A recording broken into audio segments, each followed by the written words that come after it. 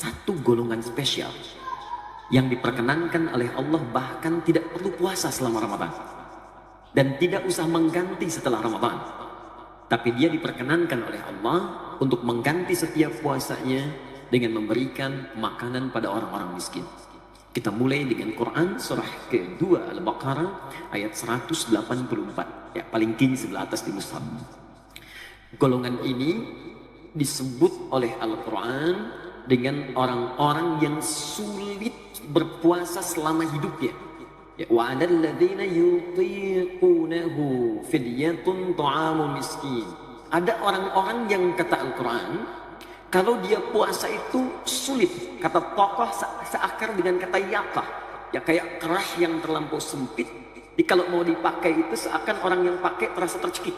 Ya seperti orang yang mohon maaf bisa divonis secara medis tidak mungkin berpuasa, misal karena lumpuh.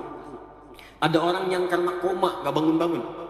Ya ada di Timur Tengah sekarang seorang perempuan sudah 25 tahun koma, baru setelah itu bangun. Maka orang semacam ini kata Al-Quran boleh dia selama masa Ramadannya tidak perlu berpuasa dan tidak usah diganti setelah selesai Ramadan. Cukup setiap hari dia tidak berpuasa, maka keluarkanlah ganti penebus dengan memberi makan seorang miskin. Satu orang miskin. Ini yang dinamakan oleh Al-Quran dengan nama fidyah. Jadi jika Anda dapati misalnya keluarga, teman, kerabat yang secara medis divonis tidak mungkin menunaikan puasa karena sifat-sifat tadi, maka berita gembiranya, kata Allah, saya sayang golongan ini. Dia harus mendapatkan pahala juga. Yang puasa dapat pahala, yang ini pun akan dapat pahala. Bagaimana caranya? Setiap hari tidak puasa, keluarkan gantinya dengan memberikan satu makanan untuk orang-orang miskin. Nah sekarang pertanyaannya, berapa takaran fidyah yang dikeluarkan untuk satu orang miskin ini? Bagaimana bentuk yang diberikannya? Maka kata para ulama, yang pertama, fidyah yang diberikan untuk satu orang miskin ini kadarnya adalah 3 kali makan dalam sehari. Ya kadar normal. Anda akan makan sehari 3 kali ya. Ya normalnya siang, sebelumnya pagi, kemudian malam. Maka yang kita berikan pada satu orang ini, awas hati-hati, ada sementara yang tidak memahami, bayangannya berikan satu orang miskin satu makanan saja. Kata para ulama bukan begitu caranya. Jadi 3 kali makan berikan pada satu orang.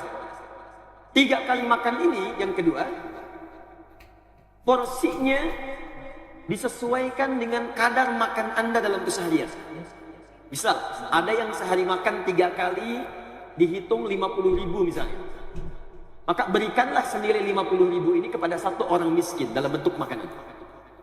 Jika Anda makannya menunya beda dengan yang lain.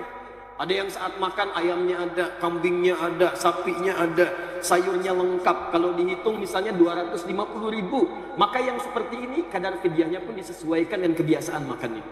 Andainya kita bayar fidyah boleh nggak dengan uang? Baik. Ganti dengan uang. Baik.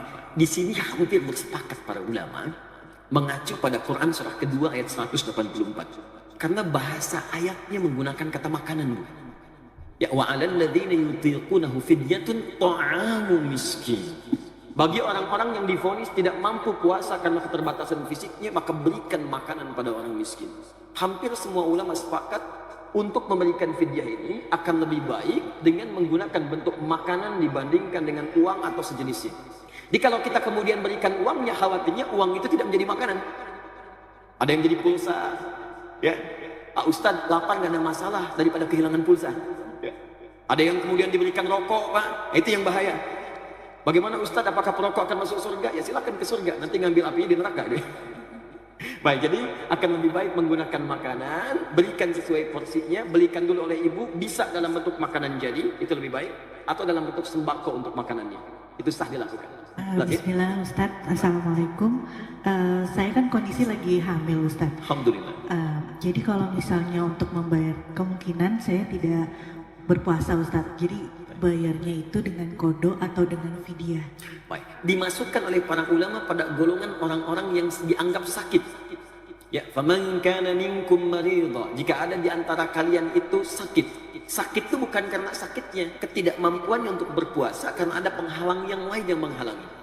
Maka kondisi ibu hamil ini dibagi dua oleh para ulama. Satu, jika khawatir pada dirinya saja, karena kalau berpuasa bisa mengganggu keadaan dirinya dan lemah saat berpuasa, maka hukumnya sepakat ulama dia boleh berbuka, bahkan wajib berbuka, nanti kemudian diqadha di kemudian hari setelah selesai Ramadan. Jadi ketika Anda melahirkan, alhamdulillah selamat lahirannya, kemudian bayinya juga selamat. Setelah itu ada waktu senggang, silakan di antara 11 bulan ke depan ambil, cicil sehari, tidak harus berurutan. Hari pertama sekarang, 3 hari setelahnya, 4 hari setelahnya. Bahkan pernah Sayyidah Aisyah pernah mengqadha puasa itu di bulan Sya'bannya. Di setelah Ramadan, Sya'ban tahun depan, hampir 11 bulan baru qadha. Jadi bukan aib mengqadha itu walaupun tidak berurutan. Ya. Yang kedua, kalau ada ibu hamil, hanya khawatir pada bayinya, bukan pada dirinya. Jadi khawatirnya pada bayinya, saya sanggup puasa, cuman khawatir bayi saya ini dalam kondisi lemah dalam kandungan. Maka yang seperti ini kata para ulama terbagi dua pendapat. Ya, pendapat yang pertama mengatakan tetap qadha saja. Ya, tetap qadha saja. Yang kedua mengatakan qadha dan fidyah. Qadha dan fidyah karena sebetulnya ibu itu bisa puasa, tapi yang dikhawatirkan keadaan bayinya. Maka berlaku baginya qadha sekaligus ditambah dengan fidyah. Di antara dua ini pendapat yang terkuat, ibu cukup kemudian tunaikan qadha di kemudian harinya. Saya ulangi, tunaikan qadha di kemudian harinya karena akhir ayat 184 mengatakan wa antasumu khairul lakum in kuntum ta'lamun. Kalau engkau mendahulukan qadha untuk berpuasa, maka itu lebih baik karena nanti ada peningkatan-peningkatan amal lain yang tidak dirasakan hanya dengan mengganti fidyah saja. Assalamualaikum warahmatullahi wabarakatuh, Pak Ustaz. Nama saya Ustaz Ya, saya mau nanya, apakah boleh kita bayar fidyah sekaligus 1 bulan? Nah, ini kata para ulama, kalau bicara boleh dan tidak, boleh diperkenankan. Selama orang itu divonis tidak mungkin puasa. Tapi yang terbaik adalah akan lebih bagus kalau fidyah itu diberikan secara berkala setiap harinya dari waktu-waktu Ramadannya. Apa manfaatnya? Kata para ulama ada dua. Yang pertama, supaya terus melahirkan rasa kenikmatan dalam ibadah. Coba Anda bayangkan, kalau misalnya sesuatu dirapel sekaligus, bukankah keesokan harinya tidak ada perasaan kita untuk memberikan amal soleh? Tapi kalau sekarang kita berbagi, begitu orang diberikan, tiba-tiba orang itu berkata, ya Allah Pak, terima kasih Ibu, mudah-mudahan Bapak disembuhkan penyakitnya, mudah-mudahan dimasukkan ke surga, mudah-mudahan disehatkan keluarganya. Maka perasaan itu memberikan kesan tersendiri pada jiwa. Besoknya kita berikan lagi orang yang berbeda, dia mendoakan lagi. Dikata para ulama, pemberian bertahap itu cenderung melahirkan amal soleh yang baru yang bisa menguatkan kepada jiwa. Dan yang kedua, kata para ulama, akan lebih baik diberikan secara bertahap, karena boleh jadi berlakunya fidyah itu sesuai dengan kadar puasa yang belum tentu orang itu bisa menunaikannya selama sebulan. Bagaimana kalau hari ke-12 misalnya sesuai ajalnya dia wafat, hari ke-13 kemudian misalnya dia wafat, sehingga supaya tidak membebani keluarga yang di rumahnya, cukup dikeluarkan setiap harinya supaya sesuai dengan kadar kebutuhan pengganti puasanya. Boleh nggak Ustaz, kalau saya ingin bertanya, jadi di dekat rumah saya itu ada orang yang kurang mampu atau orang miskin. Nah, dia sudah tidak mampu lagi untuk berpuasa, dan secara fisik dan secara materi juga tidak mampu untuk membayar fidyah. Bolehkah saya membayarkan fidyahnya? Barakallahu fikum. Baik. Tidak mampu itu dibagi dua. Secara materi, ada fakir, ada miskin, itu berbeda. Orang fakir itu memang orang yang sudah tidak mampu berusaha dan tidak punya kemampuan menghidupi dirinya. Miskin punya kemampuan berusaha, tapi hasil usahanya tidak bisa kemudian mendorong hidupnya atau memenuhi kebutuhan hidup yang dia perlukan. Nah, jika Anda dapatkan kondisi seperti tadi, baik di fakir ataupun di miskin, untuk fidyah pun tak mampu dia berikan, maka boleh kerabatnya bersedekah kepada dirinya. Dengan sedekah itu dia berikan kepada bagian fidyahnya. Maka berita gembiranya hadis Muslim nomor hadis 1389, dua nomor dengan 1402. Hadisnya berbeda redaksi tapi isinya serupa. Man dalla ala khair falahu ajruhu mithla ajri fa'ili min ghairi an yanqusa min ajri syai'. Siapa yang bisa menunjukkan, memfasilitasi pada kebaikan, maka dia akan mendapat pahala yang sama dengan yang memberikan tanpa dikurangi sedikit pun. Anda memberikan bagian fidyahnya, dia berikan fidyahnya. Maka ketika dia berikan fidyah, dia dapat pahala. Berapa pahalanya? Paling minimal 10. Quran surah ke-6 ayat ke-160. Quran surah 6 ayat 160. Man jaa bil hasanati falahu asyru amsalihha. Siapa yang mengerjakan satu kebaikan dapat 10 poin. Jarak poinnya bukan 1, 2, 3, 4, 10, bukan.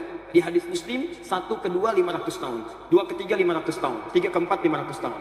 Kalau yang ibu berikan berupa sedekah sifatnya infak, ada makanan untuk fidyah tadi, maka digandakannya 700 kali lipat. Dalilnya Quran surah kedua ayat 261 paling kiri sebelah atas di Muslim. Ya. Mathalul ladzina yunfiquna amwalahum fi sabilillah kamathali habba ambatat sab'a sanabil fi kulli sumbulatin mi'atu habba. Setiap orang yang berinfak di jalan Allah, Anda kasih fidyah itu infak, tidak harus pakai uang. Begitu diberikan, maka nilainya jadi 1 benih, tumbuh 7 tangkai, dari 7 tangkai setiap tangkai tumbuh 100. 1 kali 7 kali 100, 700. Jika Anda kerjakan di bulan Ramadan, pindah ke Al-Bukhari, Kitab Siyam, nomor hadis yang pertama, paling kiri sebelah atas di kitabnya. Khusus untuk Ramadan, dikali lagi 10 kali lipat. Jadi kalau Anda berikan sedekah untuk fidyah, nilainya 700 dikalikan 10. Khusus untuk Ramadan. Wallahu ta'ala alam bissawab.